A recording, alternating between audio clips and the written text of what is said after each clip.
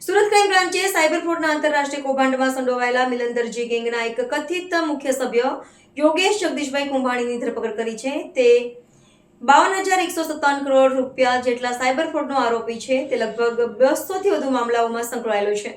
Surat crime બ્રાન્ચે પોલીસે આંતરરાષ્ટ્રીય cyber fraud કૌભાંડમાં મહત્વની ભૂમિકા ભજવતા આરોપ હેઠળ મિલંદરજી ગેંગના કથિત મુખ્ય સભ્ય યોગેશ જગદીશ કુંભાણીની ધરપકડ કરી છે. આરોપી પર દેશભરમાં 200 થી વધુ એફઆઈઆર દાખલ કરવામાં આવી છે અને લગભગ 197 કરોડ રૂપિયાની છેતરપિંડી કરવાનો આરોપ છે.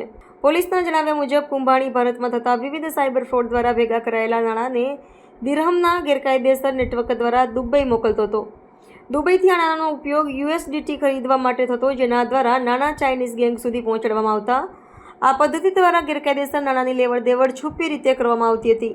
સુરત ક્રાઇમ બ્રાન્ચને મળેલી ગુપ્ત માહિતીના આધારે કાપોદ્રા વિસ્તારમાંથી કુંભાણીને ગિરફ્તાર કરવામાં આવ્યો. પોલીસના મતે તે લાંબા સમયથી ફરાર હતો અને એન્ટી સાયબર ફ્રોડ એકમ દ્વારા પણ તેની શોધ ચાલુ હતી.